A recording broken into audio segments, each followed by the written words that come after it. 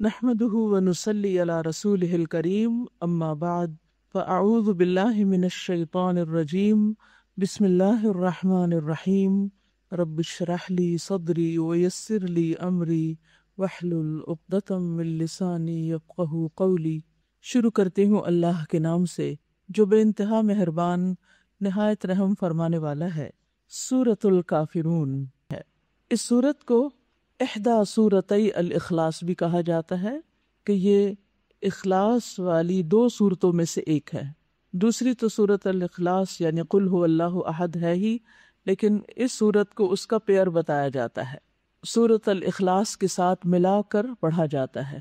نبی صلی اللہ علیہ وسلم فجر کی دو سنتوں میں پہلی رکعت میں قل یا ایھا الکافرون پڑھتے اور دوسری میں قل هو اللہ احد پڑھتے۔ مغرب کے بعد کی دو رکعتوں میں بھی آپ یہی دو صورتیں پڑھتے۔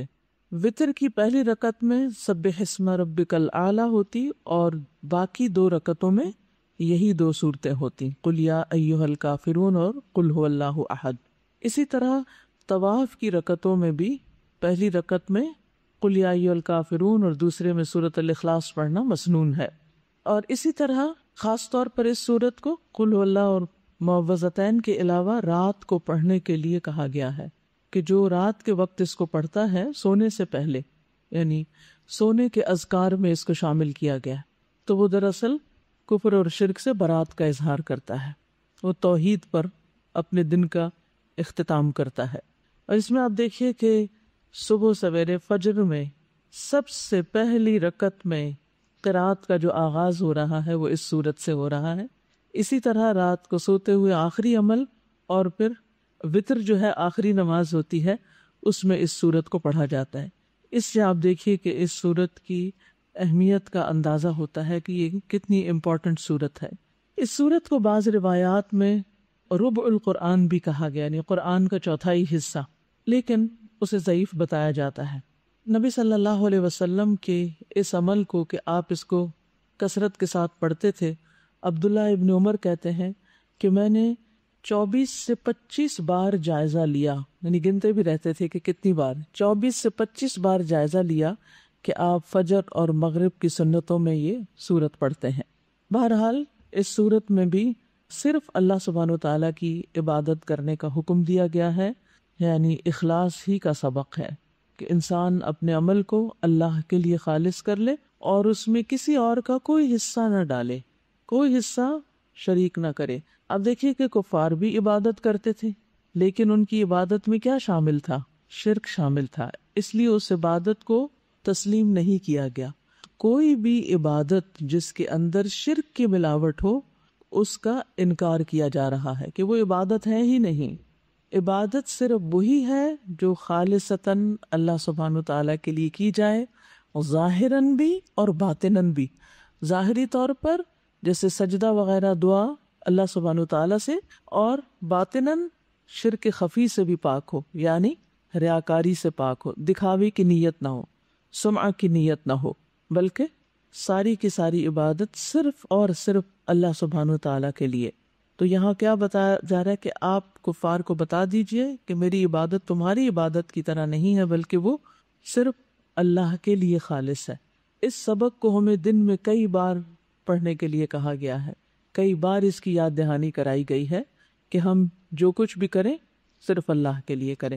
اس کے پس منظر میں یہ بات بھی بتائی جاتی ہے کہ جب قریش نے آپ کو مختلف طرح کی آفرز کی کہ آپ جہاں چاہیں آپ کی شادی کروا دیتے ہیں، آپ جتنا چاہیں سونا آپ کے لیے ڈھیر کر دیتے ہیں، اور بھی اگر آپ حکومت چاہتے ہیں تو وہ آپ کو دے دیتے ہیں، لیکن آپ نے سب چیزوں کا انکار کر دیا۔ تو جب وہ اس بات سے مایوس ہو گئے کہ کسی بھی قسم کی کوئی دنیاوی چیز جو ہے وہ آپ کو اٹریکٹ نہیں کرتی اور آپ اپنے کام سے، اپنے مشن سے باز نہیں آ رہے، تو پھر انہوں نے کہا کہ چلو کمپرومائز کر لیتے ہیں، اور آپ کو ایک اور آفر کی کہ چلیے باقی چیزیں تو نہیں آپ کو چاہیے، تو ہم ایسا کرتے ہیں کہ آپ بار بار ہمیں اللہ کی عبادت کے لیے کہتے ہیں تو کوئی درمیان کی راہ نکالتے ہیں، حل وسط نکالتے ہیں۔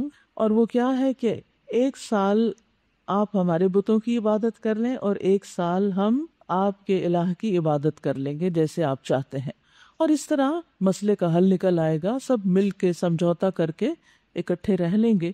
لیکن اس موقع پر یہ صورت نازل ہوئی کہ یہ ممکن ہی نہیں، ہمیں صرف اور صرف اللہ سبحانہ وتعالیٰ ہی کے لیے اپنی تمام عبادات رکھنی ہے، جیسے کہ پیچھے ہم پڑھ چکے ہیں ان صلاتی و نسکی و محیای و مماتی للہ رب العالمین، اور جیسے سورۃ الکوثر میں فرمایا گیا کہ فصلی لربک وانحر، کہ اپنے رب ہی کے لیے نماز اور رب ہی کے لیے قربانی ہوگی۔ تو اللہ سبحانہ وتعالیٰ فرماتے ہیں قل یا ایھا الکافرون، قل کہہ دیجئے اے محمد صلی اللہ علیہ وسلم، کس کو کہہ دیجئے؟ ان لوگوں کو کہہ دیجئے، اعلان کر دیجئے، پکار کر کہہ دیجئے۔ اور جب کسی صورت یا کسی بات کے شروع میں قل کا لفظ آتا ہے تو اس سے اس بات کی اہمیت اور زیادہ واضح ہو جاتی ہے کہ آپ ہماری طرف سے یہ پیغام ان کو دے دیجئے، آپ جا کر بتا دیجئے۔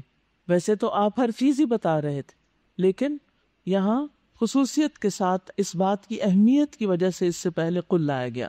یا ایھا الکافرون، اے کافرو، اشارہ ہے کس کی طرف؟ کفار قریش کی طرف، مشرکین مکہ کی طرف۔ اور پھر اس کے بعد جو بھی ان کے طریقے پر عمل کرے کہ جس کو حق پہنچ جائے اور اس کے باوجود اس کو جان بوجھ کر وہ قبول نہ کرے بلکہ اس کو ریجیکٹ کر دے، کیونکہ کفر کیا ہوتا ہے؟ حق کو پہچان کر، جان کر، اس کے بعد اس کا انکار کرنا۔ یعنی تمہیں ہر طرح سے سمجھایا جا چکا ہے لیکن تم ابھی تک کفر پر اڑے ہوئے ہو، مان کر نہیں دیتے، اسی لیے ان کو کافر کہہ کر پکارا گیا کہ اے کافرو، لا اعبد، نہیں میں عبادت کرتا یا کروں گا، فعل مضارع ہے، نہیں میں عبادت کرتا یا میں عبادت نہیں کروں گا، کس کی؟ ماں جس کی تعبدون تم عبادت کرتے ہو یا کرو گے، میں اس کی عبادت نہیں کروں گا۔ اور وہ کس کی عبادت کرتے تھے؟ اصنام کی، اوثان کی، انداد کی، اور پھر اس کے علاوہ بھی دنیا میں اور لوگ جتنے بھی ہیں اللہ کے سوا باقی جن جن چیزوں کی عبادت کرتے ہیں وہ سب بھی پھر اس میں شامل ہو جاتے ہیں کہ ایک مسلمان کو ان میں سے کسی کی بھی عبادت نہیں کرنی۔ ایک اسلام جو ہے باقی سارے ادیان سے اس اعتبار سے الگ، مختلف، منفرد ہے کہ اس میں صرف اور صرف اللہ کی عبادت کی جاتی، جبکہ باقی ادیان میں اللہ کی عبادت کے ساتھ ساتھ اوروں کو بھی ساتھ شریک کر لیا جاتا ہے۔ تو ہمیں کیا کہنا ہے؟ لا اعبد ما تعبدون، میری عبادت کا طریقہ وہ نہیں جو تمہارا ہے، میری عبادت خالصتاً اللہ سبحانہ وتعالیٰ کے لیے ہے، ایک اکیلے اسی کے لیے۔ ولا انتم، اور نہ ہی تم، عابدون عبادت کرنے والے ہو، ما اعبد جس کی میں عبادت کرتا ہوں۔ اب یہاں پر کرنے والے ہو یعنی آئندہ بھی تم اللہ سبحانہ تعالیٰ کی خالصتاً عبادت کرنے والے نہیں، یعنی تم ہوپلیس کیس ہو۔ اب تو یہ اعلان برات اس سے ہے۔ جہاں تک عام ایسے نان مسلمز کا تعلق ہے جن تک حق پہنچا ہی نہیں، جن کو حقیقت کا پتہ ہی نہیں، جن تک کسی نے پیغام پہنچایا ہی نہیں، تو ان کے لیے کیا ہے؟ ان کو دین کی دعوت دی جائے۔ یہ نہیں کہ پہلے ہی حلے میں ان سے اعلان برات کی دنیا میں جتنے بھی لوگ مسلمانوں کے علاوہ ہیں ہم ان سب کو اپنے سے کاٹ کے پھینک رہے ہیں، یہ نہیں مطلب اس کا۔ مطلب کیا ہے کہ تمہیں تو سب سے بہترین مواقع ملے دین کو، اسلام کو قبول کرنے کے۔ محمد صلی اللہ علیہ وسلم نے نہ صرف یہ کہ تمہیں زبانی تعلیم دی، تبلیغ کی، دعوت دی، بلکہ وہ تمہارے درمیان سال ہا سال تک موجود رہے، اپنے عمل کے ذریعے انہوں نے تمہیں حق کی بات پہنچائی، لیکن تم ہو کہ کسی بھی طور پر مان کر دینے والے نہیں، اس لیے تم سے اعلان برات ہے، کیونکہ تم عبادت کرنے والے ہو ہی نہیں جس کی میں عبادت کرتا ہوں۔ ولا انا عابد، اور نہ میں عبادت کرنے والا ہوں، ما عبدتم جس کی تم عبادت کرتے رہے یا جس کی تم نے عبادت کی ماضی میں، تعبدون اب کرتے ہو یا آئندہ کرو گے، اور عبدتم کا کیا معنی ہے؟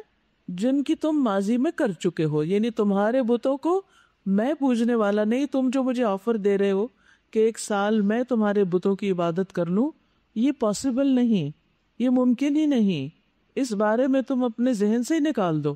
اور ہر مسلمان کے لیے اس میں بہت بڑا سبق ہے کہ وہ دین کے معاملے میں عبادت کے معاملے میں، توحید کے معاملے میں کسی کے ساتھ کمپرومائز نہیں کر سکتا، کوئی مڈل پاتھ نہیں ہے. توحید الگ ہے، شرک الگ ہے، یہ دونوں ایک جگہ اکٹھے نہیں ہو سکتے. جیسے آگ اور پانی اکٹھے نہیں ہو سکتے، تو کفر اور اسلام بھی ایک جگہ جمع نہیں ہو سکتے. آج کے دور میں آپ دیکھیں کہ بہت سے لوگ وحدت الادیان کی بات کرتے ہیں. وحدت الادیان کا کیا مطلب ہے؟ کہ سارے دین ایک ہی ہیں اور سارے ہی اچھے ہیں، اور اس میں سے انسان جو چاہے چن لے. تو بات یہ ہے کہ دین اسلام کی تعلیم یا دین اسلام کی بنیاد توحید پر ہے، اور یہی توحید اسلام کو باقی سب سے الگ کر دیتی. اس کے علاوہ کفر جتنا ہے اس کے بارے میں کیا فرمائے گا؟ الکفر ملت واحدہ، وہ سب ایک ملت ہے، وہ کمپرومائز کر سکتے ہیں کیونکہ ہر ایک نے اپنے اپنے الہ بنائے ہوئے، ان کے درمیان کامن گراؤنڈز ہو سکتی ہیں، لیکن مسلمانوں اور غیر مسلموں کے درمیان کامن گراؤنڈز نہیں ہو سکتی، کیونکہ مسلمان صرف ایک اللہ کی عبادت کرتے ہیں. وَلَا أَنْتُمْ عَابِدُونَ مَا أَعْبُدُ، اور نہ تم عبادت کرنے والے ہو جس کی میں عبادت کرتا ہوں، یعنی آئندہ بھی تم نہیں کرو گے جس کی میں کروں گا، یعنی تم سے توقع نہیں ہے.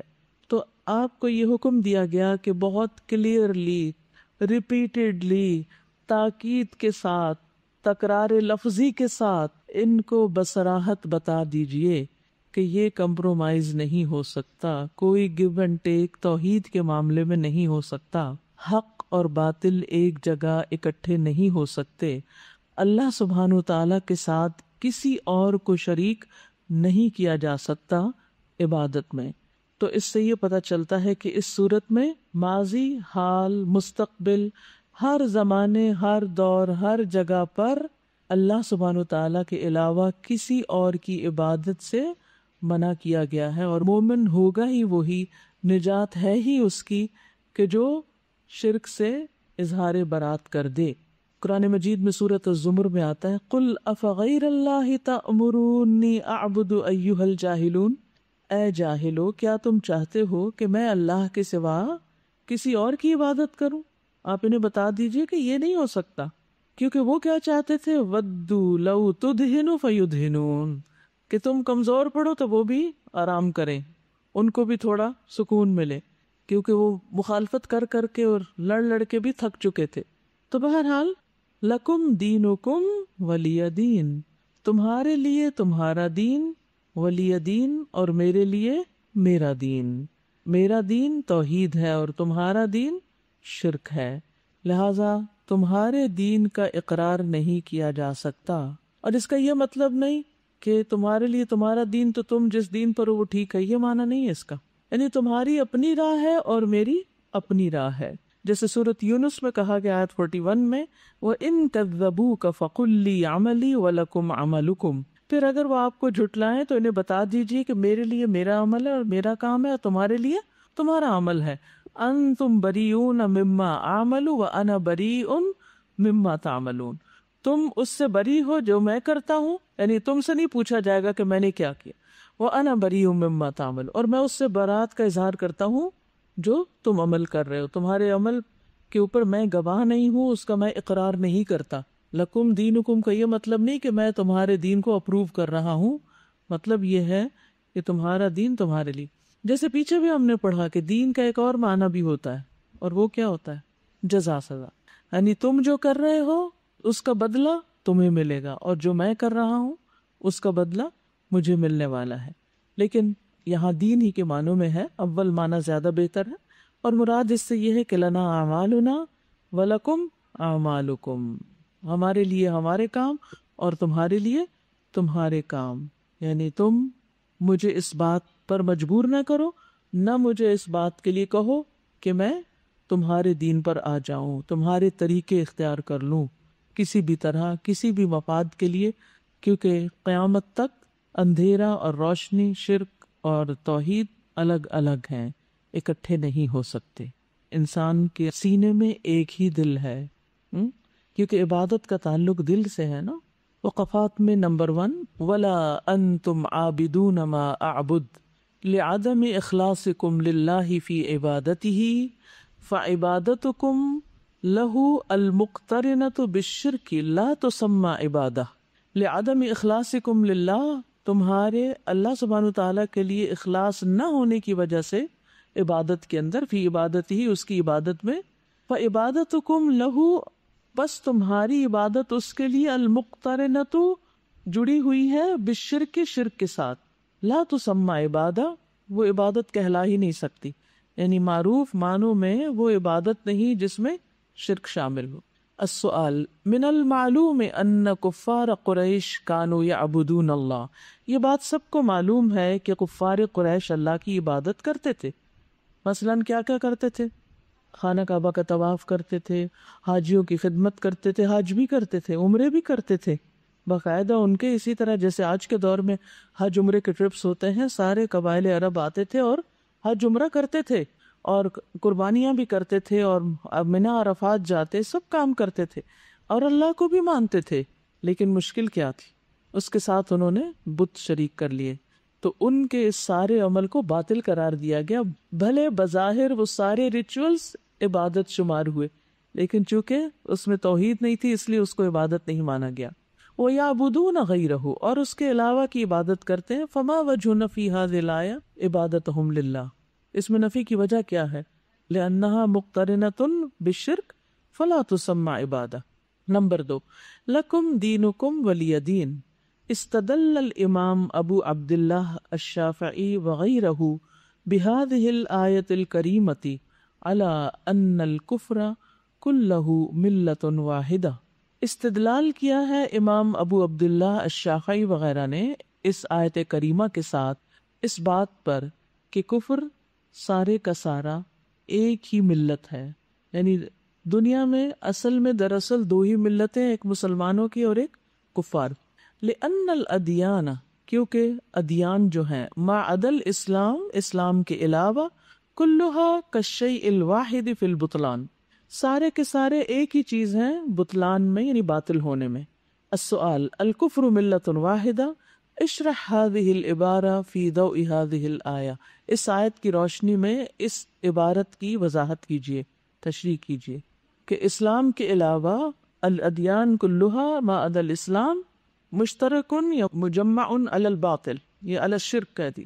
نمبر 3، لکم دینکم ولی دین، فی هذه السورة منہج اصلاحی، اس صورت میں اصلاح کا ایک طریقہ ہے، وہو عدم قبول، اور وہ نہ قبول کرنا، ولا صلاحیت انصاف الحلول، اور نہ اس بات کی صلاحیت ہونا کہ مختلف مشکلات کے حل کے لیے نصف نصف کر لیا جائے۔ انصاف نصف سے، نصف کس کو کہتے ہیں؟ آدھا آدھا، کمپرومائز کرنا مراد ہے انصاف الحلول۔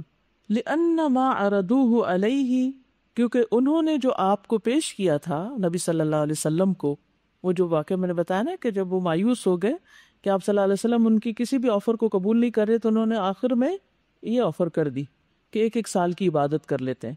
من المشارکت فی العبادت، عبادت میں اشتراک کی، یعتبر فی مقیاس المنطقی حلا وسطا، یہ سمجھی جاتی ہے منطق کے اعتبار سے، یعنی لاجک کے اعتبار سے، حلا وسطا، درمیانی حل، بیچ کی راہ جسے کہتے ہیں نا، بیچ کی راہ لے لیتے ہیں۔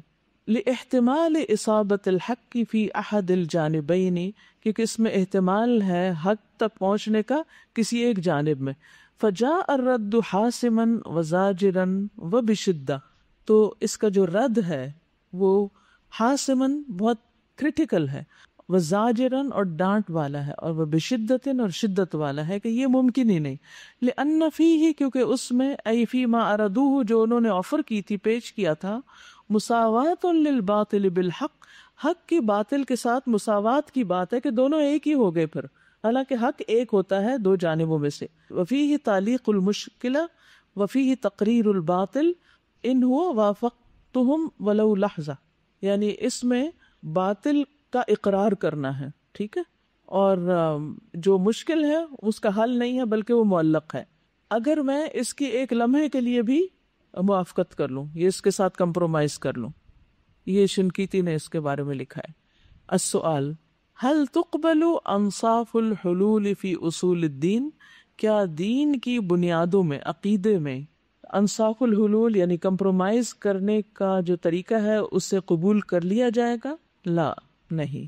معانی الکلمات ہے ولا انا عابد ما عبدتم لا اعبد مستقبلا ما عبدتم من الالہۃ الباطلۃ.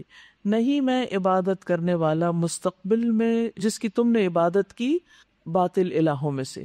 لکم دینکم لکم شرککم و کفرکم ولی دین لی اخلاصی یا لی اخلاصی و توحیدی الذی لا ابغی غیرہ. میرے لیے میرا دین کیا ہے؟ اخلاص اور توحید جس کے سوا میں کچھ اور نہیں چاہتا. عمل بالآیات. اقرأ سورة الکافرون فی الرکعۃ الاولی و سورة الاخلاص فی الرکعۃ الثانیہ من سنتی الفجر والمغرب. اس کی پابندی شروع کریں، ٹھیک ہے؟ سورة الکافرون پہلی رکعت میں اور دوسری میں اخلاص فجر اور مغرب کی سنتوں میں. پہلی رکعت میں کافرون اور دوسری میں اخلاص. التوجیحات. خطورت تمیع مبادئ الدین و تقدیم التنازلات. یعنی دین کے جو اصول ہیں یا مبادی ہیں ان میں کمپرومائز کا خطرہ، و تقدیم التنازلات اور ان سے ودرا کرنا. تنازل ہوتا ہے ودرا کرنا. لکم دینکم ولی دین. السلام علیکم استاذہ، اس میں پہلے تعبدون آ رہا ہے نا فعل مضارع، اس کے بعد عابدون صفت آ رہی ہے نا، تو اس کی اگر تھوڑی سی آپ اس کی سر بلاغی بتا دیں. جو صفت ہوتی ہے نا عام طور پر فعل سے مختلف ہوتی، یعنی یہ ان کی مستقل عادت بن چکی ہے، یعنی انہوں نے آئندہ بھی یہ نہیں کرنا. السلام علیکم. میرا ایک سوال ہے. ایکچولی ریسنٹلی ایک گروپ ڈسکشن میں یہ بات چل رہی تھی کہ جو غیر مسلم ہے لائک اہل کتاب خاص طور پہ، کہ قیامت کے دن ان کو بھی ان کے اعمال کی بنیاد پہ جنت میں بھیجا جا سکتا ہے. تو مجھے سمجھ نہیں آئی کہ میں اس چیز کا ایک مہذب طریقے سے کیا جواب دے سکتی ہوں، لیکن میرے خیال کے مطابق ایسا پاسبل نہیں ہے. ان کا جو بھی حصہ ہے وہ اس دنیا میں رکھ دیا گیا ہے کہ ان کی جو بھی اچھے کام ہے ان کا بدلہ ان کے لیے اسی دنیا میں رکھ دیا گیا. بالکل صحیح ہے، لیکن اس کا کوئی جیسے مدلل جواب میرے ذہن میں نہیں آ رہا. سورۃ البینہ پڑھیے، اس میں بہت کلیئرلی بتا دیا گیا ان الذین کفروا من اہل الکتاب والمشرکین فی نار جہنم خالدین فیہا. بہت کلیئر آیت ہے. ہو سکتا ہے کوئی اس کے بارے میں بہت بائسڈ ہو کہ آپ کا دین تو بہت سخت ہے اور لوگوں کو آپ جہنم کی بس بشارتیں دیتے ہیں. تو ہمیشہ کانٹیکٹ سمجھنا چاہیے کہ جب اسلام کی دعوت آ گئی اور انہوں نے حق کو پہچان لیا، جان لیا، اتنا کہ اپنے بیٹوں سے بھی زیادہ، جیسے قرآن کہتا ہے کہ کوئی اپنے بچے کو بھی اتنا نہیں پہچانتا جتنا وہ محمد صلی اللہ علیہ وسلم کو پہچانتے تھے. اس کے بعد جب وہ نہیں مانے تو ان کو دھمکی دی جا رہی ہے کہ دیکھو انجام بہت سخت ہے، اب بھی باز آ جاؤ. تو جب کوئی انسان اتنا کلیئر میسج سنتا ہے تو اس کے بعد تھوڑی دیر تو اس کا دل دہلنا چاہیے، اس کو اپنی سوچوں اور طریقوں پر دوبارہ نظر ثانی کرنی چاہیے. یہ بھی انڈائریکٹلی ان کے فائدے میں، ان کی ہمدردی میں ہی بات کی جا رہی ہے کہ اگر تم نے اپنے غلط طریقے نہیں چھوڑے تو بہت بڑا نقصان ہونے والا تمہارا. اب دیکھیں نا، جب آپ کسی کو بھی وارننگ دیتے ہیں تو اس کا یہ مطلب ہے، مثلا آپ کسی کو وارننگ دے، وہ لکھا تھا نا بڑے بڑے وارننگ اور بڑے بڑے سائن لگے ہوئے ہوتے ہیں، تو یعنی جو اس کی طرف بھاگ رہا ہو اس کے خلاف کوئی بات کی جا رہی ہوتی ہے. یہ نہیں مطلب ہوتا. مقصد یہ ہوتا ہے کہ اس کو بچانا مقصود ہوتا ہے کہ تم باز آ جاؤ، بچ جاؤ. یہ بہت ڈینجرس طریقہ ہے جو تم اختیار کر رہے ہو کہ ایک خطرے والی چیز، ایک گڑھے کی طرف بھاگے چلے جا رہے ہو اور جا گرو گے اس میں. سزا میں یہ سوچی تھی کہ فجر کی جو 2 سنتیں ہیں ان کی اتنی فضیلت آتی کہ وہ دنیا اور دنیا میں جو کچھ ہے اس سے بہتر ہیں، کیونکہ اس میں توحید کا ذکر ہے، اس لیے شاید کہ نبی صلی اللہ علیہ وسلم نے ایسی یہ دونوں ہی صورتیں سورتِ الاخلاص ہیں، یعنی اخلاص والی 2 صورتیں. سورۃ النصر. شروع کرتی ہوں اللہ کے نام سے جو بے انتہا مہربان نہایت رحم فرمانے والا ہے. سورۃ النصر. اذا جب، جاء آ جائے، نصر مدد، اللہ اللہ کی، والفتح اور فتح، ورأیت اور آپ دیکھیں، الناس لوگوں کو، یدخلون وہ داخل ہو رہے ہیں، فی دینی دین میں، اللہ اللہ کے، افواجا فوج در فوج، فسبح تو تسبیح کیجئے، بحمد ساتھ حمد کے، ربک اپنے رب کی، واستغفرہ اور بخشش مانگیے اس سے، انہ بے شک وہ، کانا ہے وہ، توابا بہت توبہ قبول کرنے والا. سورۃ النصر، اس کے کچھ اور نام بھی ہیں، سورۃ الفتح اور سورۃ التودیع، الوداعی سورت، الوداع کرنے والی. ابن عباس کہتے ہیں کہ یہ قرآن کریم کی آخری مکمل سورت ہے. ہو سکتا ہے آپ کے ذہن میں آئے کہ ہم تو آخری آیت سمجھتے ہیں الیوم اکملت لکم دینکم و اتممت علیکم نعمتی، تو پھر ان دونوں کے درمیان کس طرح کمپرومائز ہوگا، یعنی تطبیق کیسے ہوگی. وہ آخری آیت ہے اور یہ آخری سورت ہے، مکمل سورت.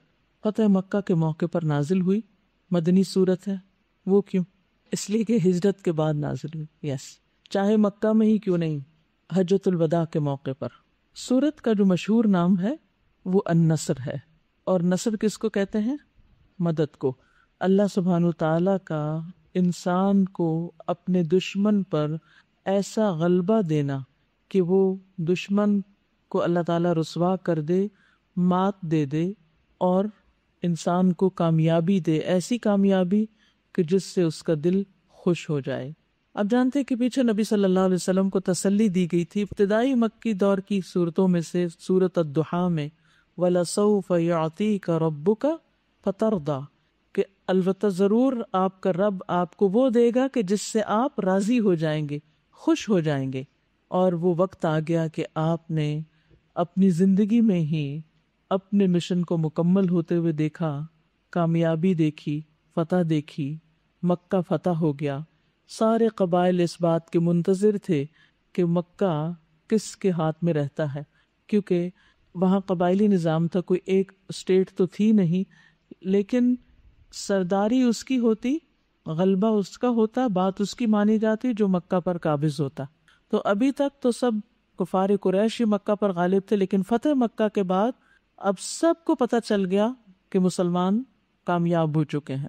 اس لیے فتح مکہ 8 ہجری میں ہوا، 9 ہجری اور پھر 10 ہجری میں مختلف اطراف سے نبی صلی اللہ علیہ وسلم کی خدمت میں بہت سے وفد آئے، بہت سے ڈیلیگیشنز آئے، اور انہوں نے آ کر اسلام قبول کیا. زیادہ تعداد میں لوگ دین میں داخل ہوئے اور بھی فتوحات کا دروازہ کھل گیا. جزیرۃ العرب آپ کے زیر تسلط آ گیا. تو اس صورت میں ہم دیکھتے ہیں کہ 2 بنیادی باتیں کی گئی ہیں.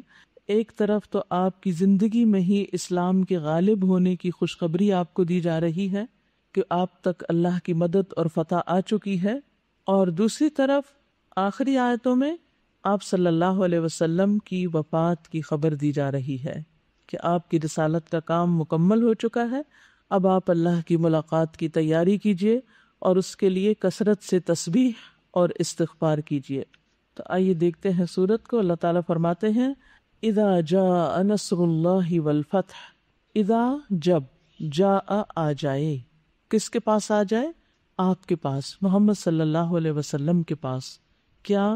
نصر اللہ، اللہ کی مدد، اللہ کی اعانت، یعنی نصر من عند اللہ، اللہ کے پاس سے آ جائے. والفتح، اور فتح، کھلا فیصلہ، واضح فیصلہ. کس چیز کا؟ کہ قریش اب مغلوب ہو چکے ہیں، مکہ فتح ہو چکا ہے. تو اب آپ پھر کیا کیجئے جب ایسا ہو جائے؟ وَرَأَيْتَ النَّاسَ، اور آپ خود دیکھ لیں. رأیتہ، اب یہ رؤیت بصری ہے، آپ اپنی آنکھوں سے دیکھ رہے ہیں. کیا؟ الناس، لوگوں کو، یدخلون، کہ وہ داخل ہو رہے ہیں، فی دین اللہ، اللہ کے دین میں. کیا نام ہے اس کا؟ اسلام، یعنی اسلام میں داخل ہو رہے ہیں. افواجا، فوج در فوج، یعنی قبیلوں پہ قبیلے. کوئی طائف سے آ رہا ہے، کوئی یمن سے آ رہا ہے، کوئی حوازن سے آ رہا ہے. یہ سب فتح مکہ کے بعد آیا. خصوصاً اس سورت کے اترنے کے بعد آپ صلی اللہ علیہ وسلم نے، ایک روایت میں آتا ہے کہ تمہارے پاس یمنی آئے ہیں، اور پھر حکمت یمنی ہے اور فقہ یمنی ہے، یعنی دین کی جو سمجھ ہے وہ بھی یمنیوں کو حاصل ہوگی، اور اس کے ساتھ ساتھ حکمت بھی ان کو اللہ نصیب کرے گا. تو یعنی ایسے اچھے اچھے لوگ دین میں شامل ہو رہے ہیں. اور یہی دراصل وہ نصر اور فتح تھی کہ اب ہر طرح کی رکاوٹیں دور ہو گئی. فتح کا مطلب ہوتا ہے کھلنا. اب دروازہ کھل گیا تو کیا ہوا؟ جو رکاوٹ تھی، بیریئر تھا، وہ ہٹ گیا. کسی بھی چیز کی جب اوپننگ ہو جاتی ہے تو رستے کھل جاتے ہیں. اور یہ فیصلہ دراصل کون سا فیصلہ تھا؟ یعنی فتح فیصلے کے معنوں میں بھی آتا ہے، کھلا فیصلہ. یعنی اللہ سبحانہ و تعالیٰ نے آپ کے دشمن کو شکست دے دی ہے، اس معاملے میں کوئی شک نہیں، اور آپ اپنی آنکھوں سے دیکھ رہے ہیں کہ ایسا ہو چکا ہے۔ جب یہ صورت اتری ابو بکر سن کر رونے لگے، آپ رونے لگے، کیوں؟ ان کو سمجھ آ گئی کہ اب معاملہ کچھ اور ہے، کیونکہ آگے آپ کو تلقین کی گئی فسبح بحمد ربک، اب کرنے کا کام کیا ہے کہ تسبیح بیان کیجئے اپنے رب کی حمد کے ساتھ، واستغفرہ، اور اس سے استغفار کیجئے، انہ کان توابا، کیونکہ وہ بہت زیادہ توبہ قبول کرنے والا رب ہے۔ تو اس سے حضرت ابو بکر سمجھ گئے کہ اب آپ کو جو تسبیح اور استغفار کا کہا جا رہا ہے، اس کا مطلب ہے کہ آپ کے جانے کے دن قریب آ گئے ہیں۔ اب آپ دیکھیے کہ ایک ابو بکر کی سمجھ ہے اور ایک ہم جیسوں کی سمجھ ہے۔ ہم جب قرآن کی کوئی آیت سنتے ہیں تو ہمیں زیادہ سے زیادہ کیا بات سمجھ میں آتی ہے؟ بس ظاہری معنی، کچھ تھوڑی سی بات ادھر ادھر سے پڑھ لی، لیکن گہری سمجھ نہیں ہوتی۔ تو قرآن میں تدبر دو طرح کا ہوتا ہے، ایک عوام کی سطح پر اور ایک خواص کی سطح پر۔ عوام اس کے ظاہری معنی لیتے ہیں اور خواص اس کی اصل روح تک پہنچ جاتے ہیں کہ اس سے اصل مراد کیا، اور اس کی تائید ایک اور جگہ سے بھی ہوتی ہے، ایک اور واقعے سے بھی ہوتی ہے۔ حضرت عمر رضی اللہ تعالیٰ عنہ جب خلیفہ بنے تو آپ بدری صحابیوں کو بلاتے تھے اور ان سے متعدد امور میں مشورہ لیا کرتے تھے، کیونکہ وہ سابقون الاولون میں سے تھے، انہوں نے بڑی قربانیاں کی، مہاجرین میں سے اور کچھ انصار میں سے بھی، تو ان کی بہت اہمیت تھی۔ ان میں آپ ابن عباس کو بھی شامل کرتے تھے جو ابھی بہت چھوٹے تھے، عمر میں بہت ینگ تھے۔ تو جو بڑے بڑے صحابہ تھے ان کو تھوڑا سا اعتراض ہوتا کہ ہم بڑے بزرگ بیٹھے ہیں تو یہ بچے کو کیوں شریک کیا جاتا ہے۔ وہ کبھی کبھی ایسا ہو جاتا ہے نا کہ انسان کچھ لوگوں کی موجودگی میں کمفرٹیبل نہیں ہوتا، اور اگر وہ چھوٹے جو ہیں بڑوں سے زیادہ اچھی کوئی رائے دے دیں تو اور بھی انکمفرٹیبل ہو جاتا ہے۔ یہ انسان کی نفسیات ہے، کمزوری ہے انسان کی، خلق الانسان ضعیفا، کچھ کمزوریوں پہ انسان قابو نہیں پا سکتا باوجود کوششوں کے۔ تو اس پر حضرت عمر رضی اللہ تعالیٰ عنہ نے ان سے کوئی بحث نہیں کی، کوئی انہیں دلیلیں نہیں دی، کچھ نہیں کیا۔ انہوں نے ایک موقع پر ان سب کو بلایا اور حضرت ابن عباس کو بھی، اور ان کو پردے کے پیچھے بٹھا دیا اور ان کے سامنے ایک سوال رکھا۔ وہ سوال کیا تھا کہ یہ جو سورت ہے، سورت النصر، اس کے نازل ہونے کا مقصد کیا ہے، اس میں کس چیز کا حکم دیا جا رہا ہے؟ تو انہوں نے کہا کہ اس میں تسبیح کرنے کا، اللہ کی حمد بیان کرنے کا حکم ہے، یعنی عمل کی بات کیا ہے، اس میں کرنے کا کام کیا ہے کہ حمد و ثنا کی جائے، استغفار کیا جائے۔ اس پر آپ نے ابن عباس کو بلا لیا اور کہا تمہاری کیا رائے، اور انہیں پہلے سے کچھ نہیں کہا تھا، اسپونٹینیسلی ان کو بلا کے پوچھا کہ تم کیا کہتے؟ تو وہ کہنے لگے کہ اس میں رسول اللہ صلی اللہ علیہ وسلم کی وفات کی خبر دی جا رہی ہے کہ آپ کا مشن مکمل ہو چکا ہے، آپ کی جو ذمہ داری ہے وہ پوری ہو چکی ہے، اب آپ تسبیح اور استغفار کے ذریعے اللہ سے ملاقات کی تیاری کریں۔ تو انہوں نے کہا کہ میری بھی یہی رائے، اور اس صورت میں اصل بات بھی یہی ہے۔ تو ابن عباس کو نبی صلی اللہ علیہ وسلم نے خاص طور پر دعا دی تھی، آپ نے ان کے سینے پہ ہاتھ مارا تھا اور فرمایا تھا اللہم فقہہ فی الدین وعلمہ التأویل، کہ اللہ ان کو دین کی سمجھ دے اور ان کو تأویل یعنی قرآن کی تفسیر کا علم عطا کرے۔ تو وہ مفسر قرآن تھے اور انہوں نے قرآن میں گہرا غور و خوض کیا، اور آج تک الحمدللہ قرآن کی تفسیر میں ان کے بہت شارٹ، جامع، مختصر، ٹو دا پوائنٹ اقوال ملتے ہیں، اور جب ان کا قول آ جاتا ہے کہ ابن عباس نے اس کے بارے میں یہ کہا تو بات ختم ہو جاتی کہ بس وہی لے لی جائے، وہی اصل تفسیر ہے کسی آیت کی۔ تو اگرچہ وہ عمر میں چھوٹے تھے لیکن ان کی سمجھ بہت تھی۔ تو کچھ لوگ اللہ سبحانہ و تعالیٰ کی طرف سے گفٹڈ بھی ہوتے ہیں، لیکن اصل گفٹڈ وہی ہوتا ہے کہ جس کو حافظے علم، مواقع کے ساتھ ساتھ توفیق بھی نصیب ہو، جیسے برکت بھی نصیب ہو جس کے وقت میں۔ تمنا تو بہت لوگ کرتے ہیں لیکن سب کو نصیب کیوں نہیں ہوتا؟ صلاحیتیں تو اللہ تعالیٰ نے بہت لوگوں کو دی ہوتی ہیں لیکن وہ ان سے استفادہ نہیں کرتے، غیر ضروری فضول لایانی چیزوں میں اپنا وقت ضائع کرتے ہیں، شیطان کے وسوسوں کا شکار ہو گئے، خود ساختہ مسائل کا شکار ہو گئے، اپنی توجہ اور اپنی ذہانت کو غیر ضروری کاموں میں لگائے۔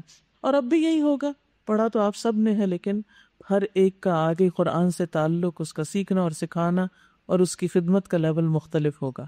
تو اللہ سبحانہ و تعالیٰ سے دعا کیجیے کہ اللہ سبحانہ و تعالیٰ ہمیں بھی دین کی سمجھ دے اور ہمیں قرآن میں گہری نظر عطا کرے کہ ہم اس کی اصل روح تک پہنچے اور پھر اس پر عمل بھی کریں۔ اب اس میں آپ دیکھیے کہ آپ کو ایک طرح سے شکر ادا کرنے کے لیے کہا جا رہا ہے کہ اللہ نے آپ پر نعمت تمام کر دی ہے۔ ان الذی فرض علیک القرآن لرادک الی معاد، آپ کو اپنی منزل تک پہنچا دیا ہے جس نے آپ پر قرآن فرض کیا تھا۔ تو اس پر شروع میں تو کہا گیا تھا نا الا ان نصر اللہ قریب، اور یہاں پر اذا جاء نصر اللہ، وہاں مدد آنے کا وعدہ تھا، یہاں اب آ چکی، اور آپ دیکھ بھی رہے ہیں کہ آ چکی ہے۔ اب آپ کیا کریں؟ تسبیح کریں۔ سبح، تسبیح کا کیا معنی ہوتا ہے؟ تنزیح، اللہ تعالیٰ کی پاکی بیان کرنا کہ اللہ تعالیٰ ہر عیب اور نقص سے پاک ہے۔ لیکن صرف تسبیح نہیں، تسبیح کامل اس وقت ہوتی ہے جب اس کے ساتھ حمد شامل ہو، بحمدی، ساتھ حمد کے۔ اور حمد کیا ہوتا ہے؟ کسی کی صفات محمودہ جو ہوتی ہیں، یعنی قابل تعریف صفات کا ذکر کرنا محبت اور تعظیم کے ساتھ، اس میں محبت اور تعظیم شامل ہوتی ہے۔ اگر محبت اور تعظیم نہ ہو تو وہ تعریف کیا کہلاتی ہے؟ مدح کہلاتی ہے۔ بادشاہوں کی مدح ہوتی ہے، ہم اسے مدح اصل میں بولتے ہیں، لیکن لفظ مدح ہے۔ تو یہ مدح جو ہے وہ محبت اور تعظیم کے ساتھ نہیں ہوتی۔ یہی فرق ہے مدح اور حمد میں، حروف دونوں کے ایک جیسے ہی ہیں۔ مدح میں دال بیچ میں ہے اور حمد میں آخر میں، اس کے الٹ ہے، ٹھیک ہے؟ تو اللہ سبحانہ تعالیٰ کی مدح نہیں کی جاتی، کیا کیا جاتا ہے؟ حمد کی جاتی ہے، جس میں تعریف کے ساتھ محبت اور تعظیم بھی شامل ہوتی ہے۔ اور اللہ سبحانہ تعالیٰ کی جو صفات کاملہ ہیں اور صفات جلال و جمال ہیں، ان کی وجہ سے اس کی تعریف کی جاتی ہے۔ اور یہ افضل انواع التسبیح کہلاتی ہے جس میں حمد شامل ہوتی ہے۔ ایک تو ہم کہتے ہیں نا الحمدللہ، یہ بھی بہت اچھی ہے، لیکن ایک ہم کہتے ہیں سبحان اللہ و بحمدہ، اللہ کی تسبیح اس کی حمد کے ساتھ۔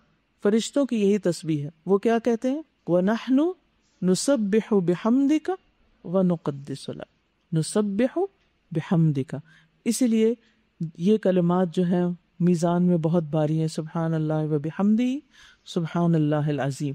اور اگر تعریف زبان سے کی جائے اور عمل سے کیا جائے تو اس کو کیا بولتے ہیں؟ شکر، اسے شکر بولتے ہیں، ٹھیک ہے؟ یعنی شکر کب ہوتا ہے؟ جب ہم عمل سے بھی اس تعریف کو ظاہر کرتے ہیں کہ واقعی ہم اللہ تعالیٰ کو بہت کچھ مانتے ہیں، اس کی اطاعت کرتے ہیں، اس کی فرما برداری کرتے ہیں۔ اور حمد جو ہوتی ہے یہ زبان کے ساتھ ہوتی ہے۔ حمد کس سے ہوتی ہے؟ زبان سے۔ اور شکر کس سے ہوتا ہے؟ عمل سے۔ یہ فرق ہے حمد اور شکر کے بیچ میں، جبکہ حمد میں شکر شامل ہے، ٹھیک ہے؟ بحمد ربک، اپنے رب کی، جس نے تمہیں سب کچھ عطا کیا، تمہارا رب، تمہارا اپنا۔ تو یہ جب ربکا ہوتا ہے نا تو اس سے ایک عجب سی خوشی ہوتی ہے انسان کو۔ واستغفرہ، اور اس سے استغفار کیجئے، یعنی اس سے اپنے گناہوں کی معافی مانگیے کہ اللہ تعالیٰ ان سے تجاوز کرے اور کمی کوتاہی کو ڈھانپ دے۔ انہ کان توابا، بے شک وہ بہت زیادہ توبہ قبول کرنے والا ہے۔ تو روایات میں آتا ہے کہ اس سورت کے نزول کے بعد آپ کثرت سے یہ پڑھا کرتے تھے سبحان اللہ و بحمدہ استغفر اللہ و اتوب الیہ، اور سجدوں میں اور رکوع میں یہ پڑھتے تھے سبحانک اللہم ربنا و بحمدک اللہم اغفر لی۔ اور یہ جو آتا نا روایات میں آپ دن میں 70 سے 100 بار استغفار کرتے، وہ بھی اس سورت کے نزول کے بعد شروع ہوا۔ تو بہرحال آپ صلی اللہ علیہ وسلم کو بھی استغفار کے لیے کہا جا رہا ہے۔ اب ہو سکتا ہے کہ آپ کے ذہن میں یہ سوال پیدا ہو کہ آپ کو استغفار کے لیے کہا جا رہا ہے، آپ کے تو اگلے پچھلے سارے گناہ اللہ تعالیٰ نے پہلے ہی معاف کر دیے تھے۔ لِيَغْفِرَ لَكَ اللَّهُ مَا تَقَدَّمَ مِن ذَنبِكَ وَمَا تَأَخَّرَ، تاکہ اللہ تعالیٰ آپ کے اگلے پچھلے سبھی گناہ معاف کر دے۔ تو پھر کس بات پہ استغفار؟ آپ دیکھیے کہ ہمیں ہر نماز کے بعد استغفار کرنے کو کہا جاتا ہے۔ سلام پھیرتے ہم کیا کہتے ہیں؟ استغفر اللہ، استغفر اللہ، استغفر اللہ۔ نماز کے اندر سجدوں میں ہم کرتے ہیں سبحانک اللہم ربنا و بحمدک اللہم اغفر لی۔ اسی طرح باقی مقامات پر بھی، حج کے موقع پر بھی، باقی ذکر اذکار میں بھی استغفار کی بہت فضیلت ہے۔ کیوں؟ عبادات کے باوجود استغفار، احسان کے باوجود استغفار؟ جی ہاں، اس لیے کہ اللہ سبحانہ تعالیٰ کا حق تو ادا ہو ہی نہیں سکتا۔ مثلاً آپ نماز پڑھتے ہیں، کیا آپ پوری نماز میں پوری طرح اللہ سبحانہ تعالیٰ کی طرف متوجہ رہتے یا کوئی کمی بیشی ہو جاتی؟ صرف کسی ایک میں ہوتی ہے نماز میں، دن کی 5 نمازوں میں، ہفتے کی ساری نمازوں میں، ساری زندگی کی نمازوں میں کیا ہوتا ہے؟ آپ کوئی ایک نماز اپنی بتائیے مجھے کہ میں اس نماز پر 100% شور ہوں کہ یہ تو میری ضرور قبول ہوئی ہوگی۔ ہم تو عبادت کا حق ادا ہی نہیں کر سکتے۔ ما عبدناک حق عبادتک، اللہ ہم نے آپ کی عبادت کا حق ادا ہی نہیں کیا۔ صرف ہم نہیں کہتے، وہ فرشتے جو عرش اٹھائے ہوئے ہیں وہ یہ دعا کرتے ہیں کہ ما عبدناک حق عبادتک سبحانک ما احلمک۔ آپ کتنے حلم والے ہیں، ہم تو آپ کی عبادت کا حق ادا ہی نہیں کر سکتے۔ ما اکرمک، تو کون یہ کہہ سکتا ہے؟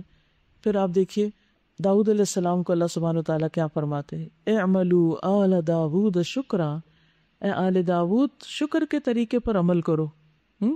تو پیغمبر ہونے کے باوجود اللہ کے بندے بھی ہوتے ہیں، انسان بھی ہوتے ہیں، اور اگرچہ ان کی عبادت اور ان کا مقام اور ان کا درجہ سب سے بڑا ہوتا ہے تمام انسانوں سے، لیکن جیسے ایک حدیث میں آتا ہے نا کہ اگر کوئی شخص اپنی زندگی کے اول سے آخر تک سجدے میں پڑا رہے تو بھی وہ اللہ تعالیٰ کا حق ادا نہیں کر سکتا۔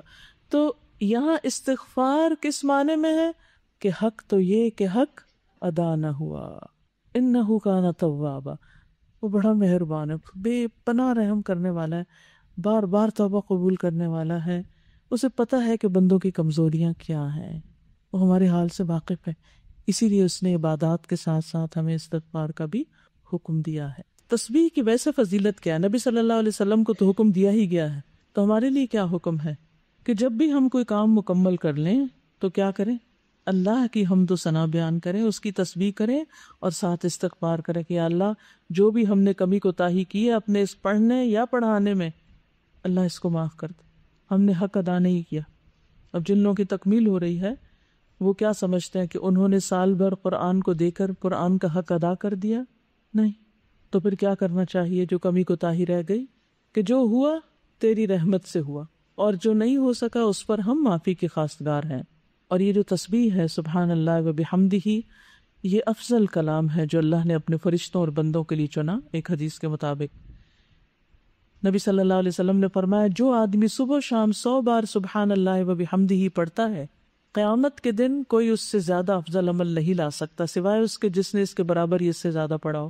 ہم صبح تو عام طور پہ پڑھ لیتے ہیں، شام کو پڑھنا بھول جاتے ہیں، تو شام کو پڑھنے کی بھی عادت ڈالیے۔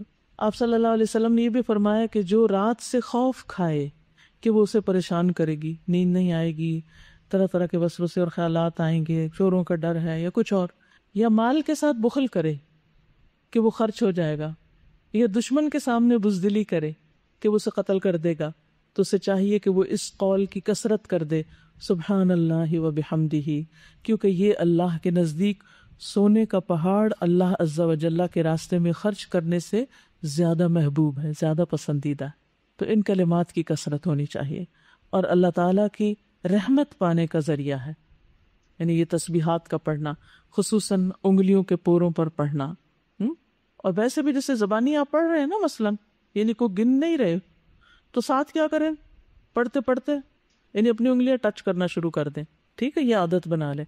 جیسے ہم نیچرلی جیسے کھانا پکا رہے ہیں، کچھ کام کر رہے ہیں، کچھ تو ہم ذکر کر رہے ہوتے ہیں نا، لیکن ہم گن نہیں رہے ہوتے اس ذکر کو، تو اس وقت بھی کیا کریں، انگلیوں کی یہ پور کہلاتے ہیں نا، یہ پور، ان پہ پڑھا کریں، کیونکہ حدیث میں آتا ہے فَإِنَّهُنَّ مَسْئُولَاتٌ مُسْتَنْتَقَاتٌ وَلَا تَغْفُلْنَ فَتَنْسَيْنَ الرَّحْمَةَ، فرمایا کہ قیامت کے دن ان سے سوال کیا جائے گا، یہ بولیں گی، یہ جگہ بولیں گی، اور ویسے بھی جو انگوٹھا ہے خاص طور پر یہ ہماری آئیڈینٹی، تو یہ بولے گا ہم نے کیا کیا۔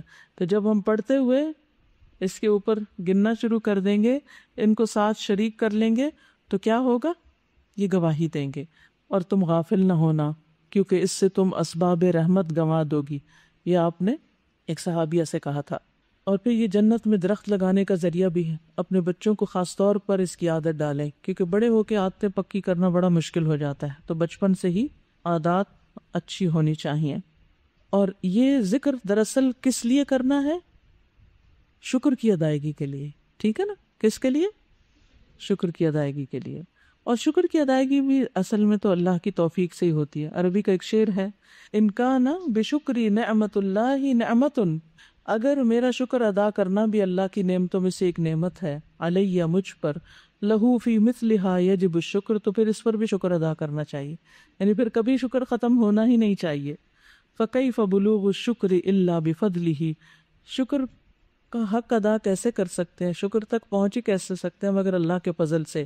وَإِن طَالَتِ الْأَيَّامُ وَاطَّصَلَ الْعُمُرُ، خواہ دن لمبے ہو جائے اور عمر ختم ہو جائے لیکن شکر ختم نہیں ہونا چاہیے. شکر ہی ہے. اس میں خطاب تو نبی صلی اللہ علیہ وسلم سے ہے، لیکن ہم سب کو بھی اپنے اس کورس کی تکمیل پر شکر ادا کرنا چاہیے اور خوش ہونا چاہیے، اور اللہ سبحانہ تعالیٰ ہی کی حمد و ثنا کرنی چاہیے. سب تعریف اسی کی. وقفات تدبریہ دیکھ لیتے ہیں. اذا جاء نصر اللہ والفتح ورأیت الناس يدخلون فی دین اللہ افواجا، اشارۃ لأن یستمر النصر لہذا الدین، اشارہ اس بات کی طرف کہ اس دین کے لیے مدد جاری رہے گی. ویزداد عند حصول التسبیح بحمد اللہ واستغفارہ من رسولہ، اور زیادہ ہو جائے گی کیا نصر؟ کب؟ اللہ کی حمد کے ساتھ تسبیح اور استغفار پر اللہ کے رسول کی طرف سے. فإن هذا من الشکر، کیونکہ یہ شکر میں سے ہے. واللہ تعالی یقول، اللہ تعالیٰ فرماتے ہیں، لئن شکرتم لأزیدنکم، اگر تم نے شکر ادا کیا تو میں تمہیں اور بھی ضرور زیادہ دوں گا. وقد وجد ذلک فی زمن الخلفاء الراشدین، یہ چیز پائی گئی کب؟ خلفاء راشدین کے زمانے میں. وبعدہم فی ہذہ الامہ، اور ان کے بعد بھی اس امت میں. لم یزل نصر اللہ مستمرا، مسلسل اللہ کی مدد آتی رہی. حتی وصل الاسلام الی ما لم یصل الیہ دین من الادیان، یہاں تک کہ دنیا میں اسلام وہاں تک پھیل گیا جہاں تک کوئی اور دین نہ پھیلا. ودخل فیہ ما لم یدخل فی غیرہ، اور اس میں وہ داخل ہوا جو اس کے علاوہ کسی چیز میں نہیں. حتی حدث من الامت من مخالفت امر اللہ، یہاں تک کہ امت سے اللہ کے احکامات کی مخالفت ہوئی، اللہ کے حکم کی مخالفت ہوئی. ما حدث، تو پھر واقع ہوا جو واقع ہونا تھا. فابتلاہم اللہ، تم آزمائش میں ڈال دیا ان کو اللہ نے. بتفرق الکلمت، ان کی بات کے مختلف ہونے کے، ان کے آپس کے اختلاف کے. وتشتت الامر، اور کاموں کے بھی بکھرنے کے. فحصل ما حصل، تو حاصل ہوا جو حاصل ہوا. یعنی ہم دو طریقے دیکھتے ہیں امت میں، ایک وہ جس میں انہیں شاندار کامیابیاں حاصل ہوئیں، اور وہ کس وجہ سے تھی؟ اللہ کی مدد کے آنے پر شکر ادا کرنے کی وجہ سے. اور جب شکر اور اللہ کی تعریف ختم ہوئی، یعنی اللہ کے احکامات کی نافرمانی شروع ہوئی، تو پھر آج دیکھ رہے ہیں کہ امت کا حال کیا ہے.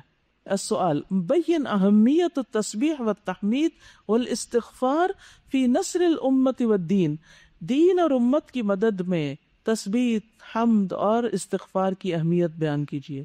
عمل کرنے سے تو مزید مدد حاصل ہوگی اور چھوڑنے سے مدد ختم ہو جائے گی. نمبر 5، اذا جاء نصر اللہ والفتح الامور الفاضلۃ تختم بالاستغفار، عمدہ امور یا فاضل یعنی بڑے بڑے کام جو استغفار پہ ختم ہوتے ہیں.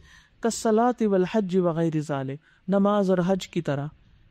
فامر اللہ لرسولہ بالحمد والاستغفار فی هذه الحال اشارۃ الی ان اجلہ قد انتہا. فامر اللہ لرسولہ، تو اللہ تعالیٰ کا اپنے رسول کو حکم دینا کہ وہ حمد اور استغفار کرے اس حال میں، یہ اشارہ ہے اس بات کی طرف کہ آپ کی زندگی بھی ختم ہو گئی ہے. جیسے نماز ختم ہونے پر استغفار ہے، حج کے آخر میں استغفار ہے، ایسے ہی آپ کی زندگی کے آخری حصے میں استغفار. تو خاص طور پر جو لوگ بزرگ ہو جائیں، عمر کے آخری حصے میں پہنچ جائیں، سارے کام کاج ختم ہو گئے، بچوں کی شادیاں ہو گئی، سب اپنے اپنے گھروں میں چلے گئے، ساری ذمہ داریاں پوری ہو گئیں، جاب سے بھی ریٹائر ہو گئے، بزنس بھی بچوں نے سنبھال لیے، اب فارغ ہیں. کس چیز میں وقت گزاریں؟ تسبیح اور استغفار میں. کثرت سے تسبیح کریں، اور اسی طرح جب کوئی آپ کا پروجیکٹ اینڈ پر آنے لگے، آپ کا ایکیڈیمک ایئر اینڈ پہ آنے لگے، تو کثرت سے تسبیحات اور استغفار خود بھی اور بچوں کو بھی دیں تاکہ وہ دین و دنیا میں ایکسل کریں. فَلْيَسْتَعِدَّ وَيَتَهَيَّأْ لِلِقَاءِ رَبِّهِ، چاہیے کہ وہ تیاری کریں اپنے رب کی ملاقات کے لیے. وَيَخْتِمُ عُمَرَهُ بِأَفْضَلِ مَا يَجِدُهُ صَلَوَاتُ اللَّهِ وَسَلَامُهُ عَلَيْهِ، اور ختم ہو آپ کی عمر افضل کام کے ساتھ جسے آپ پائیں اللہ کی رحمت اور درود و سلام ہو آپ پر. السؤال کیف تشیر هذه السورة الى قرب وفات النبی صلی اللہ علیہ وسلم، اس صورت میں نبی صلی اللہ علیہ وسلم کے وفات کے قریب ہونے کی جو خبر ہے وہ کہاں سے پتہ چلتی ہے؟ جب آپ کو حمد اور استغفار کا حکم دیا گیا، تسبیح کا حکم دیا گیا، تو اس بات سے حضرت ابو بکر کو ایک دم کہاں سے سمجھ آ گئی، انہیں پتہ تھا کہ اعمال کے اختتام پر استغفار کا حکم ہے، تسبیحات کا حکم ہے، تو اس کا مطلب ہے کہ اب آپ کے جانے کے دن آ گئے ہیں. اللہ ہمیں بھی ایسی سمجھ دے کہ صرف ہم اوپر پر نہ رہیں، صرف ظاہری ترجمے پر نہ رہیں، بلکہ آیات کی روح تک پہنچیں کہ مقصود کیا ہے، مطلوب کیا ہے، ہم سے چاہا کیا جا رہا ہے. اور یہ صرف ایک دفعہ پڑھنے سے نہیں آتا، اس کے لیے کتنی دفعہ پڑھنا پڑتا ہے؟ بار بار. کب تک پڑھنا پڑتا ہے؟ حتیٰ یأتیک الیقین، موت تک. قرآن صرف ایک بار پڑھ کے ختم کر کے مکمل کر کے رکھ دینے کی چیز نہیں ہے، جہاں سے اختتام ہوگا وہیں سے آغاز ہو جائے گا اور ہو جانا چاہیے انشاءاللہ. ترجمہ دیکھیے معانی الکلمات. والفتح، فتح مکہ، وکان ذلک فی العام الثامن للہجری، اور یہ 8 ہجری میں ہوا. عمل بالآیات میں ورأیت الناس يدخلون فی دین اللہ افواجا ادعو کافرا الی الاسلام بأی وسیلۃ تجیدها، کسی کافر کو اسلام کی دعوت دے کسی ایسے طریقے کے ساتھ جس کو آپ بہت اچھی طرح کر سکتے ہیں، یعنی جس کے آپ ایکسپرٹ ہیں، ماہر ہیں، عمدہ طریقے سے جسے کرنے کے قابل ہیں. قل سبحان اللہ و بحمدہ 100 مرہ، 100 بار کہیے سبحان اللہ و بحمدہ. واکثر من الاستغفار، اور استغفار کی کثرت کیجیے. وسبح بحمد ربک واستغفرہ. نمبر 2 التوجیحات میں اہمیت تسبیح اللہ واستغفارہ عند تمام العبادہ، عبادت کے تمام ہونے پر اللہ کی حمد کے ساتھ اس کی تسبیح اور استغفار کا حکم. ٹھیک ہے، اس کی اہمیت کا بیان ہے یہاں پر. تبت، ٹوٹ گئے، یدا، دونوں ہاتھ، ابی لہب، ابو لہب کے، وتب، اور وہ ہلاک ہوا، ما، نہ، اغنا، کام آیا، انہو، اسے، مالہ، اس کا مال، وما، اور جو، کسب، اس نے کمایا، سیصلا، ان قریب وہ جلے گا، نارن، آگ میں، ذات لہب، شعلے والی، وامرأتہ، اور اس کی بیوی، حمالتا، اٹھانے والی، الحطب، لکڑی کے گٹھے کو، فی جیدہا، اس کی گردن میں، حبل، رسی ہوگی، من مسد، بٹی ہوئی. سورۃ اللہب مکی سورت ہے، اس کو سورۃ المسد بھی کہا جاتا ہے اس کے آخری لفظ سے، اور تبت یدا ابی لہب بھی کہا جاتا ہے. ایک رکوع ہے، 5 آیات ہیں، 20 کلمات ہیں. یہ سورت آپ صلی اللہ علیہ وسلم کے چچا ابو لہب کے بارے میں ہے. آپ کے چچا 3 طرح کے تھے. ایک وہ جنہوں نے آپ کا ساتھ دیا، ایمان لائے، ان میں حضرت عباس اور حمزہ ہیں، اور حمزہ افضل ہیں کیونکہ وہ سید الشہداء ہیں. دوسرے وہ جنہوں نے آپ کی مخالفت نہیں کی، آپ کے ساتھ تعاون خوب کیا لیکن ایمان نہیں لائے، وہ ابو طالب ہیں. اور تیسرے وہ جس نے آپ کی مخالفت کی اور مخالفت میں حد سے بڑھ گیا، اور وہ کون ہے؟ ابو لہب. تو یہاں ابو لہب کا ذکر ہے اس صورت میں. ابو لہب کا نام عبد العزیٰ تھا. آپ صلی اللہ علیہ وسلم سے شدید نفرت اور عداوت رکھتا تھا. بہت مالدار تھا، مکہ والوں میں تقریباً سب سے زیادہ مال دولت رکھتا تھا. شکل و صورت بھی اچھی تھی، سرخ رنگ کا تھا، یوں لگتا تھا جیسے چہرے سے شعلے پھوٹ رہے ہیں. اسی لیے اس کا نام جو تھا، یہ کنیت جو تھی ابو لہب تھی. نام تو عبد العزیٰ تھا لیکن یہ مشہور کس سے تھا؟ اپنی کنیت سے. نہ صرف یہ کہ یہ ایمان نہیں لایا بلکہ اس نے آپ صلی اللہ علیہ وسلم کی ہر طرح سے مخالفت کی، یہاں تک کہ رشتہ داری کا بھی پاس نہیں رکھا، جو کہ عربوں کا ایک خاص طریقہ تھا. ایک خاص واقعے کا ذکر کیا جاتا ہے اس سورت کے نزول کے پس منظر میں، اور واقعہ یہ ہے کہ نبی صلی اللہ علیہ وسلم کو جب یہ حکم دیا گیا کہ وَأَنذِرْ عَشِيرَتَكَ الْأَقْرَبِينَ اور فَاصْدَعْ مَا تُؤْمَرْ، کہ اب آپ سر عام دعوت دیجئے، تو آپ صلی اللہ علیہ وسلم مکہ کی ایک پہاڑی پر، بطحا کی طرف ایک پہاڑی پر چڑھے. بعض کہتے ہیں کوہ صفا تھے. بہرحال اور آپ نے عربوں کے عام طریقے کے مطابق کہا یا صباحا، اور یہ اس وقت کہا جاتا تھا جب کوئی اہم معاملہ پیش آتا تو کوئی شخص پہاڑ پہ چڑھ کے ساری قوم کو پکارتا تھا، یعنی مدد لینے کے لیے جملہ بولا جاتا تھا. تو ہر طرف سے لوگ بھاگتے دوڑتے آ گئے. بخاری اور مسلم کی روایت میں آتا ہے کہ آپ صلی اللہ علیہ وسلم نے فرمایا کہ دیکھو لوگو، اگر میں تمہیں یہ کہوں کہ دشمن تم پر اس پہاڑی کے پیچھے سے صبح یا شام حملہ کرنے والا ہے تو کیا تم میری بات مانو گے؟ تو ان سب نے کیا کہا تھا؟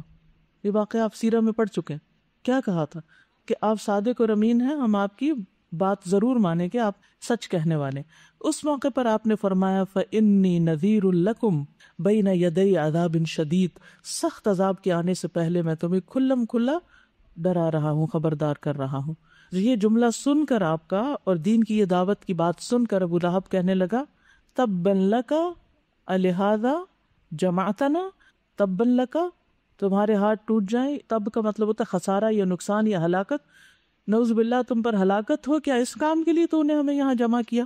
اس کی اس بات کے جواب میں اللہ سبحانہ و تعالیٰ نے پوری سورت نازل کی اور اللہ تعالیٰ نے فرمایا تبت یدا ابی لہب و تب. وہ محمد صلی اللہ علیہ وسلم کے ہاتھوں پہ یا آپ کے مشن پہ یا آپ کی ہلاکت کی بات کر رہا ہے. وہ خود ہلاک ہو اور اس کے کام اور اس کے جو مقاصد اور اس کی اولاد اور اس کا مال سب کچھ تباہ ہو جائے. اور آگے الی آخری ہی ساری صورت نازل کی.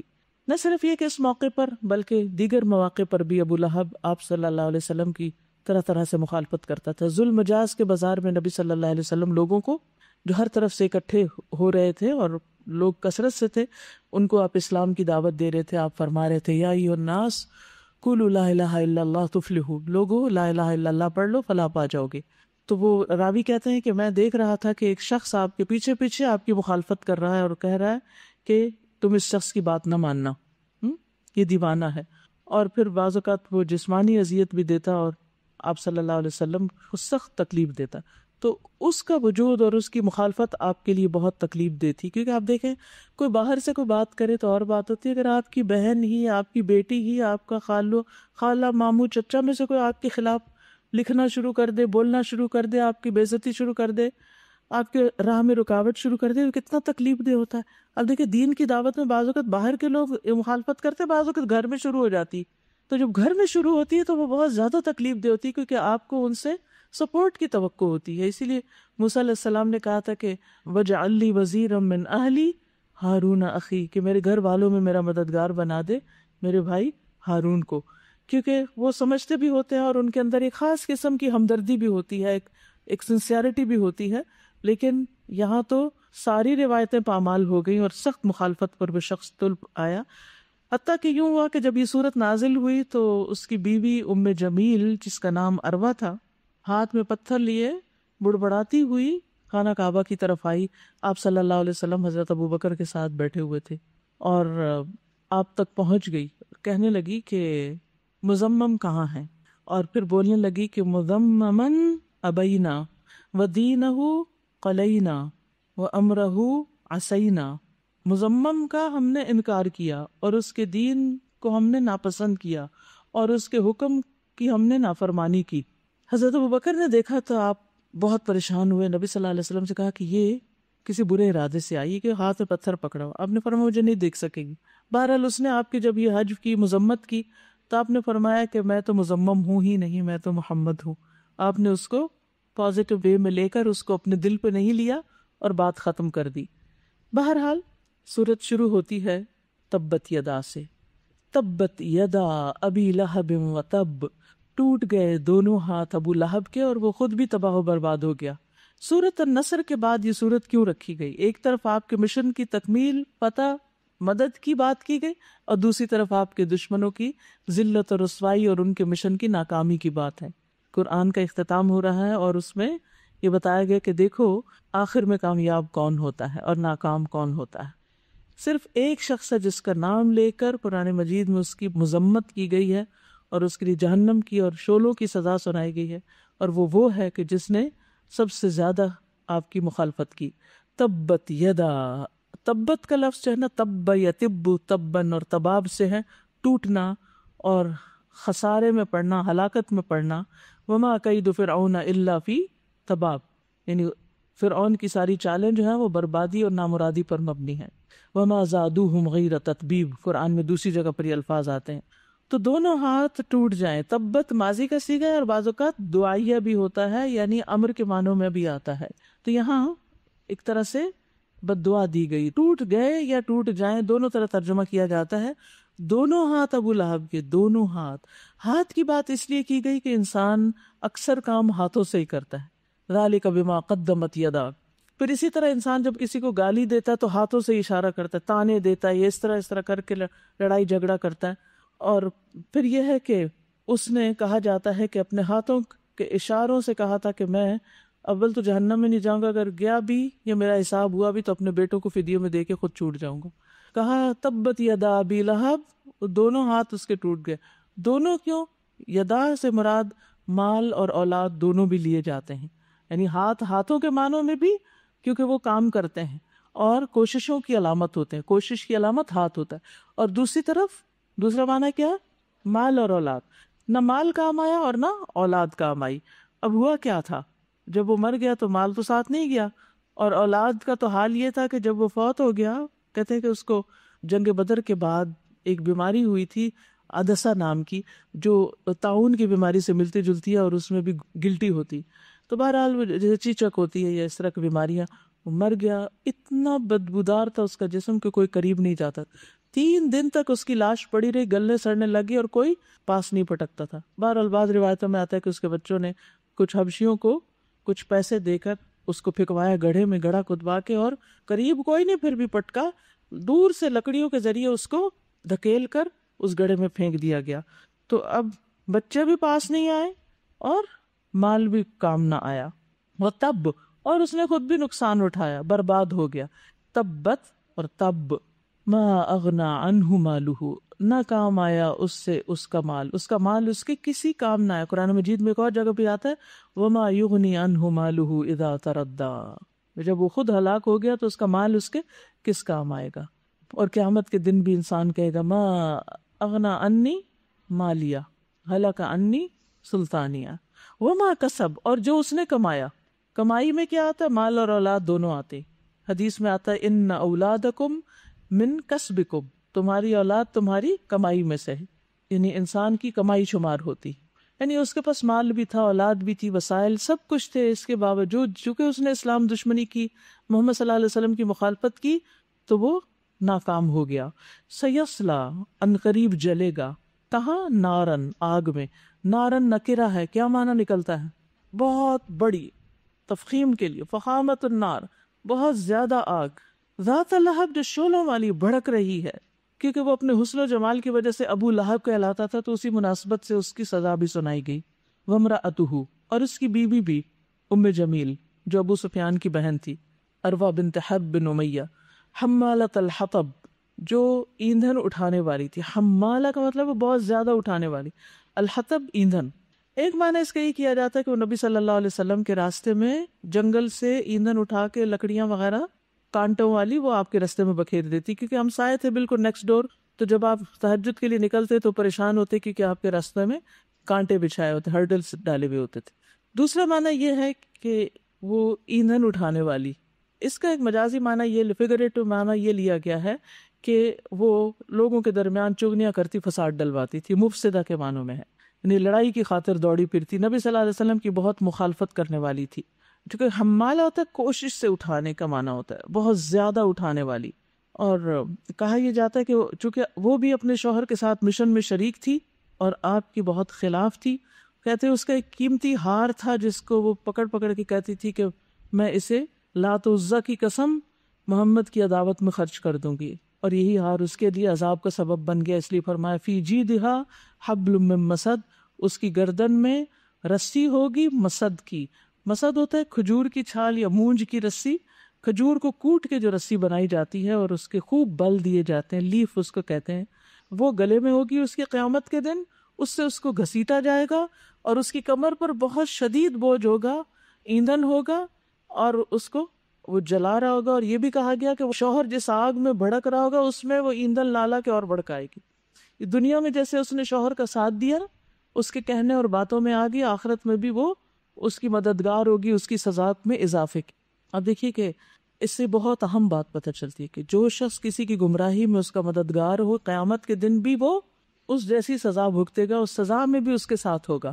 کوئی یہ نہیں کہہ سکتا میں تو بڑا مجبور تھا، میں تو اس کے تابع تھا، فلاں نے مجھے بھڑکایا، فلاں غیبت کرتا تھا تو میں سنتا تھا. نہیں، آپ اپنے کام کے خود ذمہ دار ہیں. تو اس لیے انسان کو بہت سوچ سمجھ کے کسی کا ساتھ دینا چاہیے، ظلم میں کسی کا ساتھ نہیں دینا چاہیے، گناہ کے کاموں میں، دین کی مخالفت کے کاموں میں نہیں دینا چاہیے. اور اس کے برعکس اگر کوئی نیکی کے کاموں میں کسی کی مدد کرتا ہے تو الدال علی الخیر کفاعلہ. اور اب دیکھیے کہ اس یہاں پر رسی کی بات کی گئی تو کچھ لوگوں نے قرآن کا جو مذاق اڑاتے ہیں، کہتے ہیں اچھا رسی وہاں جل نہیں جائے گی، وہ جو کھجور کی بٹی ہوئی رسی ہوگی. تو بات یہ ہے کہ جب لوگوں کے جسم جلنے کے باوجود وہاں زندہ رہیں گے تو سزا والے جو آلات ہیں وہ بھی اپنی اصلی حالت میں رہیں گے. دیکھیے آگ کب جلاتی ہے، کیوں جلاتی ہے؟ جب اس کو اللہ تعالیٰ کی طرف سے حکم دیا جاتا ہے کہ جلاؤ. اور جس چیز کو اگر اللہ حکم دے قلنا یا نار کونی بردن، تو وہ پھر نہیں جلاتی. تو اس رسی کو اور اس ایندھن کو جیسے اللہ حکم دے گا ایک چیز کو جلائے گی اور ایک کو نہیں جلائے گی، کیونکہ وہ اللہ کے حکم کے تابع ہے. میری اور آپ کی نہ عقل کے تابع ہے اور نہ ہی اس کے. ایک اور چیز جو یہاں خاص طور پر سمجھنے والی ہے، اور وہ ہے جو کچھ ہم گلے میں پہنتے ہیں، چاہے وہ رسی کی طرح بٹا ہوا دوپٹہ ہو یا ہار ہو یا کچھ، ان چیزوں کو بھی اللہ کے حکم کے تابع کر لینا چاہیے. ہار اور خوبصورت زیور پہن کے سب کی نمائش کے لیے سب کے سامنے نہیں بیٹھ جانا چاہیے، یا اپنی تصویریں اتار کے سب کو دکھانی نہیں چاہیے. ایسا نہ ہو کہ یہی سجاوٹ کی چیزیں قیامت کے دن مصیبت بن جائیں. اور اسی طرح ایک وقت میں فیشن آیا تھا کہ دوپٹوں کو رسی کی طرح بل بل بل دے کے پھر اس کو اسی طرح گردن میں لٹکا لیا جاتا تھا، سینے پہ کچھ نہیں ہوتا تھا. تو اس سے بھی باز آنا چاہیے، کیونکہ قرآن مجید میں خاص طور پر سینہ ڈھکنے کا حکم ہے. کیا حکم ہے؟ پڑھیے آیت کو. وَلْيَضْرِبْنَ بِخُمُرِهِنَّ عَلَى جُيُوبِهِنَّ، انہیں چاہیے کہ اپنے خمار اپنے سینے پہ ڈالیں. اب یہ جو دوپٹہ لیس کلچر آ گیا ہے نا کہ پارٹیز میں اور ویسے بھی دوپٹے کے بغیر، یعنی بعض کپڑوں کے ساتھ اب دوپٹہ ملتا بھی نہیں ہے، یا یہ کہ دوپٹے سے بے پرواہ ہو کر سب کے سامنے اپنی زیب و زینت کی نمائش کرنا، اس معاملے میں بھی احتیاط برتنے کی ضرورت ہے. کیونکہ بعض اوقات جو ہماری زیب و زینت ہے وہ مردوں کے لیے اور محرم رشتہ داروں کے لیے بھی اٹریکشن کا باعث بن جاتی. کل رات مجھ سے کسی خاتون نے سوال کیا کہ میرے سسر نے میرے ساتھ زنا کیا، کیا میں اسے زہر دے کے مار سکتی ہوں؟ کیونکہ یعنی کہ دین میں سزا ہے کہ ایسے شادی شدہ شخص کو مار دو، قتل کر دو، رجم کر دو. تو اب آپ سوچئے کہ وہ پھر جب یہ ہم کچھ سن لیتے ہیں اور پھر اس کا اپنے پاس سے مطلب نکال لیتے ہیں. لیکن میں یہ سوچ رہی تھی کہ بعض اوقات ایسے بہت سے کیس دبے ہوئے ہوتے ہیں. ایک دن پہلے کوئی کزن کا مسئلہ بتا رہا تھا کہ چھوٹی سی تھی اور کزن نے مسلسل اس کے ساتھ زیادتی کی، اور اب شادی آ رہی ہے تو شدید خوف کا شکار ہے. ایسے بے پناہ، یعنی کوئی دن نہیں شاید جاتا جب اس قسم کو کوئی قصہ کہانی نہ سننے کو ملے. یعنی لوگ مسائل ڈسکس کرتے ہیں، اب آپ کو تو نہیں پتا کون ہے ABCD، لیکن یہ معاشرے کے مسائل بہرحال ہیں. اب اس میں آپ دیکھیے کہ جہاں مرد حضرات زیادتی کرنے والے ہیں اور ظلم کرنے والے ہیں عورتوں پر، وہاں عورت کو کس طرح رہنا چاہیے. اپنے محرم رشتے، اگر بھائی ہے، بیٹا ہے، شوہر کے علاوہ گھر میں دیور ہے، سسر ہے، تو یہ نہ کہیں کہ سسر تو محرم رشتے دار ہیں اس لیے اس کے سامنے میں جیسے چاہوں پھر لوں. آپ ہو سکتا ہے اس کے لیے بھی فتنے کا باعث بنیں. تو عورت گھر میں بھی اپنے سینے پہ دوپٹہ ڈالے رکھے، یہ حیا کی علامت ہے. اور جب حیا ہوتا تو ایمان ہوتا، اور حیا رخصت ہوتا ایمان چلا جاتا. ہاں یہ الگ ہے کوئی بھی نہیں کام کاج کر رہے ہیں تو آپ اتار کے پھر اپنا پڑھ رہے ہیں، اپنا کچن میں کام کر رہے ہیں، کچھ کر رہے ہیں. لیکن جو ہی آپ دیکھتے ہیں کہ ایسے لوگ آس پاس بہت سے موجود ہیں، حتیٰ کہ بعض اوقات افسوس سے کہنا پڑتا ہے لڑکیاں بھی لڑکیوں کے حسن سے اٹریکٹ ہو جاتی ہیں. یہ شر بھی بہت معاشرے میں عام ہو گیا. یعنی لیزبین اور گیز اب عام ٹرم ہے جس کو آپ دیکھتے ہیں. تو اس میں کیا دوسری پارٹی زیادہ قصوروار ہے یا پہلی پارٹی بھی حصے دار ہے؟ یعنی جو زینت کی نمائش کر رہا ہے کیا وہ بھی حصے دار نہیں ہے؟ وہ دعوت دے رہا ہے نا. تو اپنے لیے جو اللہ نے حدود رکھی ہیں اس کی خود پابندی کیجیے. اور پھر بعض اوقات ایسے ڈریسز، اللہ کا شکر ہے ہمارے معاشرے میں اتنے، لیکن کچھ کلچرز میں اس طرح کی چیزیں پائی جاتی ہیں بالکل اسٹریپ کے ساتھ، اور پوری سینہ اور پوری کمر پیچھے سے ننگی ہو رہی، بازو ننگے ہو رہے ہیں، ٹانگیں ننگی ہو رہی ہیں. کیا ہے عورتوں کی مجلس میں؟ آپ کو کیا پتا کہ عورتوں میں سے کون کس کس قسم کی عورتیں ہیں؟ قرآن مجید میں عورتوں سے بھی یعنی ایک حد کے اندر رہنے کا حکم دیا گیا. سورۃ النور میں آپ پڑھ سکتے ہیں. کیونکہ اب ذہنوں کا بگاڑ اتنا زیادہ ہو گیا ہے کہ انسان کسی جگہ اپنے آپ کو محفوظ تصور ہی نہیں کرتا. اپنے آپ کو خود بچا کے رکھیں, کسی پہ الزام دینے سے پہلے خود اپنی حفاظت کریں. بہرحال اس میں آپ دیکھیے معنی الکلمات میں تبت کا معنی خسرت و ہلاکت وہذا دعاء علیہ, یہ بد دعا ہے. خسرت و ہلاکت خسارے اور ہلاکت کی بات ہے اس میں. جیدہا عنقہا. اور پھر آپ دیکھیے اس دور میں ایک عورت مال اور اپنا پسندیدہ زیور بیچ کے دین کی مخالفت میں شریک ہونا چاہتی, تو آج کی عورت کا کیا کام ہے, کیا کرنا چاہیے اس کو؟ دین کی حمایت میں اپنے جان مال اولاد سب کو لگانا چاہیے. پھر توجیہات میں الحذر من ایذاء عباد اللہ الصالحین, اللہ کے نیک بندوں کو اذیت دینے سے بچیں, ڈریں. کیوں؟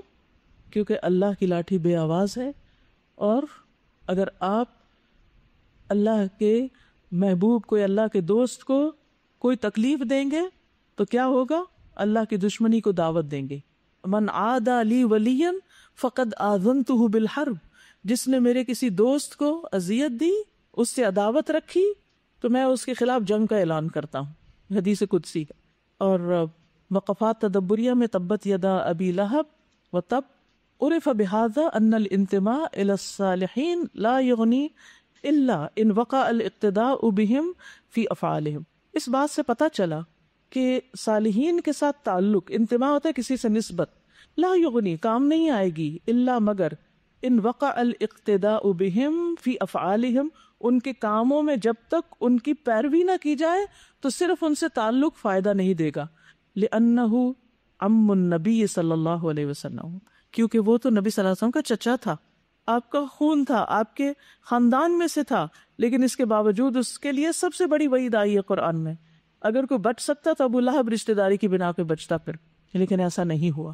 السؤال هل ينفع علو النسب اذا كان بلا عبادہ, کیا نسب کی بلندی فائدہ دے گی کہ ہم سید ہیں, ہم ہاشمی ہیں, ہم قریشی ہیں, ہم فلاں ہیں فلاں, کیا اس بنا پہ کوئی بچ سکتا ہے اللہ کے عذاب سے؟ ہرگز نہیں, جب تک عبادت نہ کرے.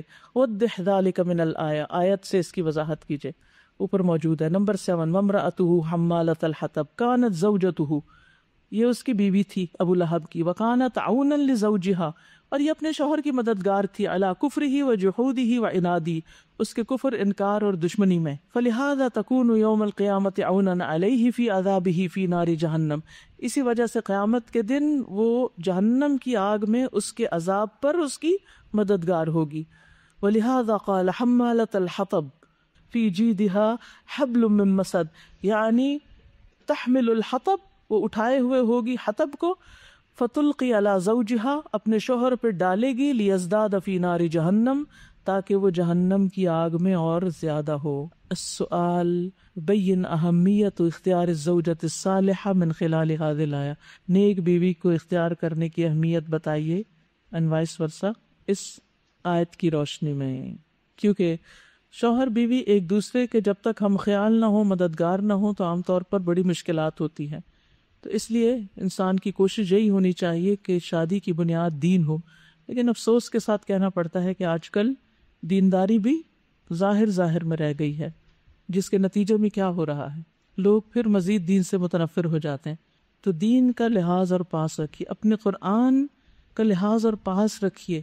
یہ آپ کے لیے ایک ڈھال ہونی چاہیے کہ میں نے قرآن پڑھ رکھا, میں ایک دیندار لڑکی ہوں, مجھے اپنی زبان سے کوئی گالی گلوچ نہیں کرنی, مجھے اپنے حجاب کا خیال رکھنا, مجھے اپنے نمازوں کا, اپنے دینی شاعر کا خیال رکھنا ہے, کیونکہ میں ایک پڑھی لکھی لڑکی ہوں, دین سمجھنے والی, تاکہ لوگ دین سے متنفر نہ ہوں. ایسا نہ ہو کہ ہم زبان سے تو تبلیغ کریں اور عمل ہمارا خلاف